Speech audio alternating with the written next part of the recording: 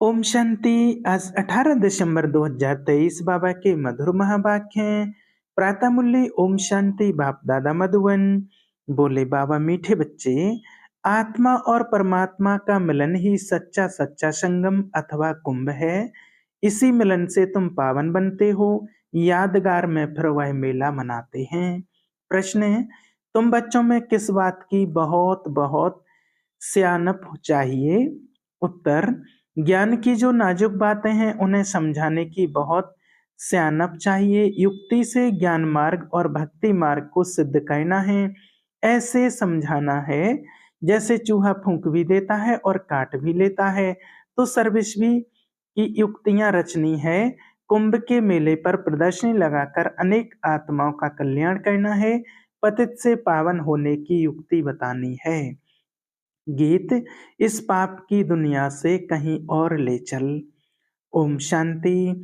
बाप बेट बच्चों को समझाते हैं पाप की दुनिया को कलयुगी पतित भ्रष्टाचारी दुनिया कहा जाता है और फिर पुण्य की दुनिया को सतयुग पावन श्रेष्ठाचारी दुनिया कहा जाता है।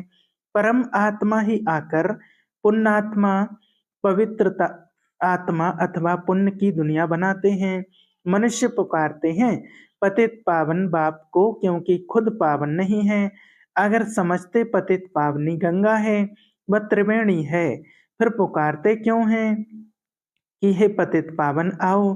गंगा व त्रिवेणी तो है ही, उनके होते हुए भी पुकारते रहते हैं। बुद्धि फिर भी परमात्मा की तरफ जाती है। परमपिता परमात्मा जो ज्ञान सागर है, उनको आना है। सिर्फ आत्मा नहीं लेकिन पवित्र जीवात्मा कहा जाएगा। अभी पावन जीवात्मा तो कोई है नहीं। पतित पावन बाप आते ही तब हैं जब सतयुगी पावन दुनिया की स्थापना करनी है और कलयुगी दुनिया का विनाश करना है। जरूर संगम युग पर ही आएंगे। संगम को कुंभ भी कहते हैं। त्रिवेणी का संगम है, उसका नाम रख दिया है कुंभ। कहते हैं तीनों नदियां आपस में मिलती हैं, वास्तव में हैं दो नदियां। तीसरी नदी को गुप्त कह देते हैं। तो क्या इस कुंभ के मेले में पतित से पावन होंगे? पतित पावन को तो जरूर आना है। ज्ञान का सागर वह है। पतित दुनिया को पावन बनाना, कलयुग को सतयुग बनाना, यह तो परमपिता परमात्मा का ही काम है, ना कि मनुष्यों का। यह तो सब ब्लाइंड फेथ हैं। अब अंधों को लाठी चाहिए। तुम अब लाठी बने हो नंबरवार। पुरुषार्थ अनुसार लाठियां भी किस्म किस्म की होती हैं। कोई लाठी 100 रुपए की और कोई 2 रुपए की भी मिलती है। यहाँ भी सब नंबरवार हैं। कोई तो बहुत सर्विसेबल हैं। जब बीमार होते हैं तब सर्जन को बुलाना पड़ता है। अब यह है ही पतित दुनिया। तुम पावन बन रहे हो, कहा जाता है आत्मा परमात्मा अलग रहे बहुकाल। फिर जब परमपिता परमात्मा अनेक आत्माओं के बीच आते हैं तो उसको कहा जाता है संगम का कुंभ। मनुष्य कुंभ के मेले पर बहुत दान करते हैं। वह कमाई होगी साधु संतों को और गवर्नमेंट को। यहाँ तुमको तन मन धन सहित सब कुछ दान करना होता है। पतित पावन बाप को वह फिर तुमको भविष्य में स्वर्ग का मालिक बनाते हैं। वह नाम लेते हैं त्रिवेणी का और दान देते हैं साधु संतों को। वास्तव में संगम उसको कहेंगे जहाँ सब नदियां आकर सागर में मिलें। वहां सागर तो है नहीं, यह तो नदियां आपस में मिलती हैं। नदियां और सागर के मिलन को ही सच्चा सच्चा मेला कहा जाता है। लेकिन यह भी ड्रामा में नूंद है। इसमें गवर्नमेंट को भी रेल, मोटर गाड़ी, जमीन आदि से बहुत कमाई होती है। तो यह कमाई का मेला लगता है। इन बातों को तुम बच्चे जज कर सकते हो, क्योंकि तुम हो ईश्वरीय मत पर। तो कुंभ के मेले का अर्थ निकालना चाहिए। बाबा ऐसे निबंध देते हैं जो सेंसिबल बच्चे हैं उनको उठाना चाहिए। नंबर 1 सबसे सेंसिबल तो है मम्मा, फिर दूसरा है संजय, जिसको फिर बांटने लिए पर्चे बनाने पड़े। यह त्रिवेणी पतित पावनी नहीं है। पतित पावन तो सर्व का सदगति दाता एक शिव बाबा है। त्रिवेणी को तो सदगति दाता नहीं कहेंगे।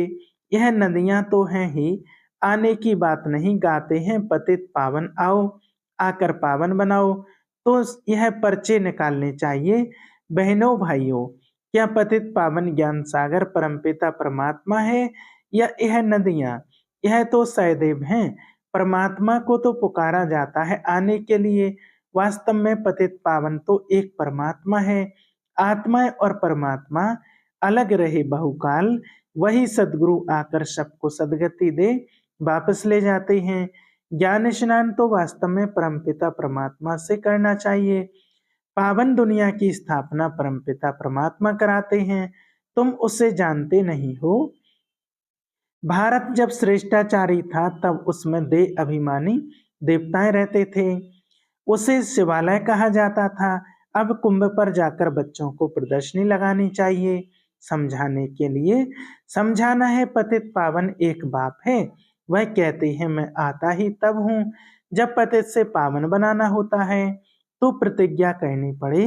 रक्षाबंधन भगवान से तल्लुक संबंध रखता है, ना कि साधु संतों से। प्रतिज्ञा परमपिता परमात्मा से की जाती है, ना कि त्रिवेणी से। हे बाबा, हम आपकी श्रीमत से पावन बनने के लिए प्रतिज्ञा करते हैं। बाप भी कहते हैं मैं तुमको पावन दुनिया का मालिक बनाऊंगा। यह है बाबा के इशारे।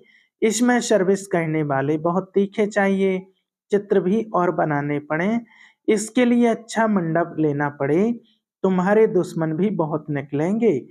कोई समय आग भी लगाने में देरी नहीं करेंगे। किसको झगड़ा करना होता है तो गाली देने लग पड़ते हैं। तुमको तुमको तो निरंकारी बन साइलेंस में रहना है। ब्रह्मा कुमारियां मैसूर तो हो गई हैं। पर्चे आदि जरूर बांटने हैं। कुंभ के मेले का खास महत्व रखते हैं। वास्तव में महत्व अभी का है।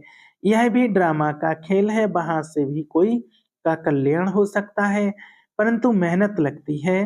कांटों को फूल बनाने में मेहनत लगती है। कुंभ के मेले में प्रदर्शनी करने में भी हिम्मत चाहिए, जान पहचान चाहिए, जो कोई विघ्न ना पड़े। तुमको सिद्ध करना है कि पतित पावन कौन है। मनुष्य पावन दुनिया स्वर्ग को याद भी करते हैं। कोई मरता है तो कहेंगे फलाना स्वर्गवासी हुआ। वहां तो बहुत माल ढाल होते हैं। वहां से फिर यहाँ बुलाकर खिलाते क्यों हो? तुम श्रीनाथ के मंदिर में देखेंगे कितने माल बनते हैं।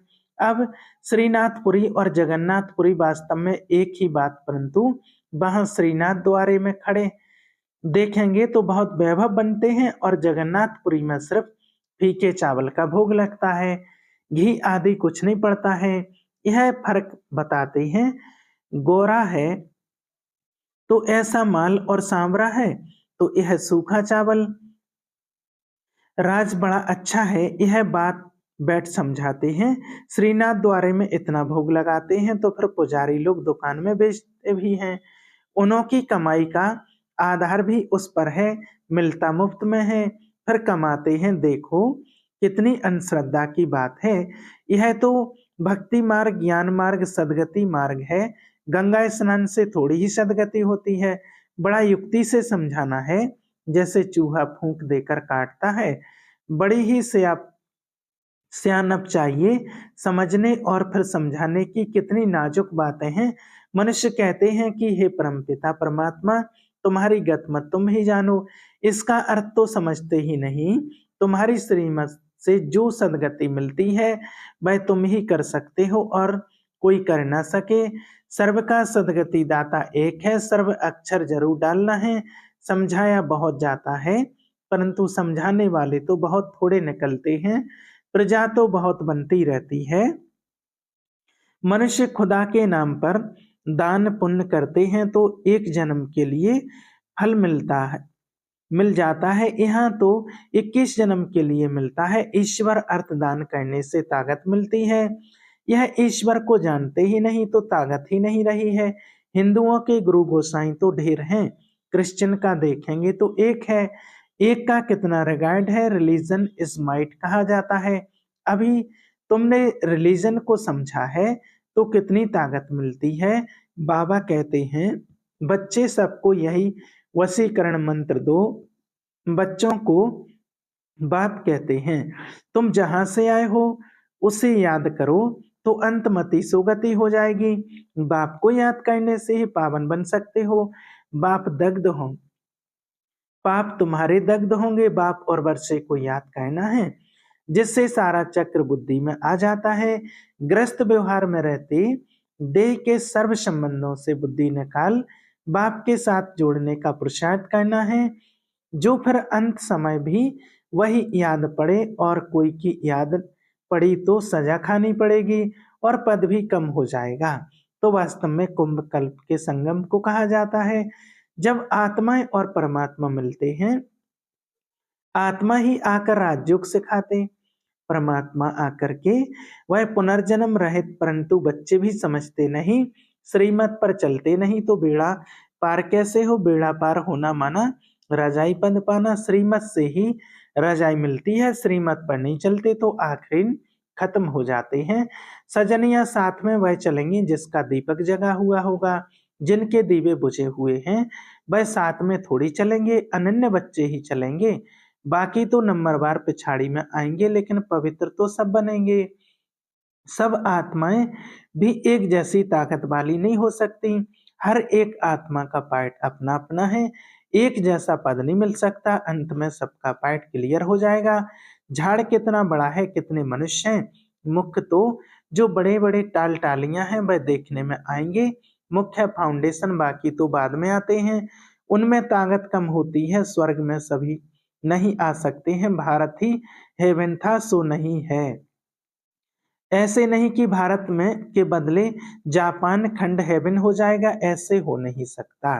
अच्छा, मीठे मीठे सिकलदे बच्चों प्रति माता पिता बाप दादा लाडले शिकलदे ज्ञान सितारे बच्चों को याद प्यार और गुड मॉर्निंग। रूहानी बाप की रूहानी बच्चों को नमस्ते।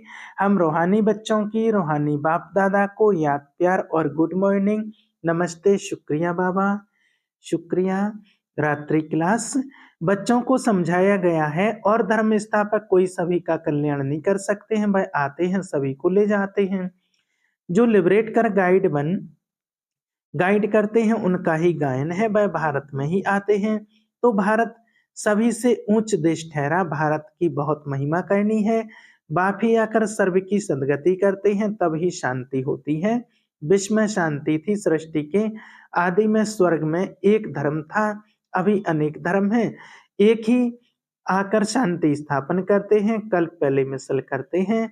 तुम बच्चों को ज्ञान मिला है तो विचार सागर मंथन कर चलता है, और कोई का चलता ही नहीं है। यह भी तुम समझते हो, देह अभिमान के कारण देह को ही पूछते हैं। आत्मा पुनर्जन्म तो जरूर यहाँ ही लेगी ना। अभी तुम समझते हो पावन तो एक ही है। बाप ही गुप्त ज्ञान देते हैं जिसमें सभी की सदगति हो जाती है। बाकी हनुमान गणेश आदि जैसे होते ही नहीं, इन सभी को कहा जाता है पुजारी। अच्छा, रूहानी बच्चों प्रति रूहानी बाप व दादा का याद प्यार गुड नाइट। रूहानी बच्चों को रूहानी बाप की नमस्ते। धारणा के लिए मुख्तार, सजाओं से बचने के लिए देह के सर्व संबंधों से बुद्धि योग निकाल, एक बाप से बुद्धि योग जोड़ना है। अंत समय में बाप के सिवाय कोई याद ना आए। दूसरा, निरंकारी बन साइलेंस में रहे, कांटों को फूल बनाने की मेहनत करनी है, श्रीमत पर अंधों की लाठी बनना है, पावन बन पावन बनाना है। वरदान, समर्थ संकल्पों द्वारा जमा का खाता बढ़ाने वाले होली हंस भव। जैसे हंस कंकड़ और रतन को अलग करते हैं, ऐसे आप होली हंस अर्थात समर्थ और व्यर्थ को परखने वाले, जैसे हंस कभी कंकड़ को चुग नहीं सकते, अलग करके रख देते हैं, छोड़ देते हैं, ग्रहण नहीं करते, ऐसे आप होली हंस व्यर्थ को छोड़ समर्थ संकल्पों को धारण करते हो। व्यर्थ तो बहुत समय सुना, बोला, किया, लेकिन उसके परिणाम में सब कुछ गमाया। अब गंवाने वाले नहीं, जमा का खाता बढ़ाने वाले हो। स्लोगन, स्वयं को ईश्वरीय मर्यादाओं के कंगन में बांध लो तो सर्व बंधन समाप्त हो जाएंगे। अच्छा, ओम शांति।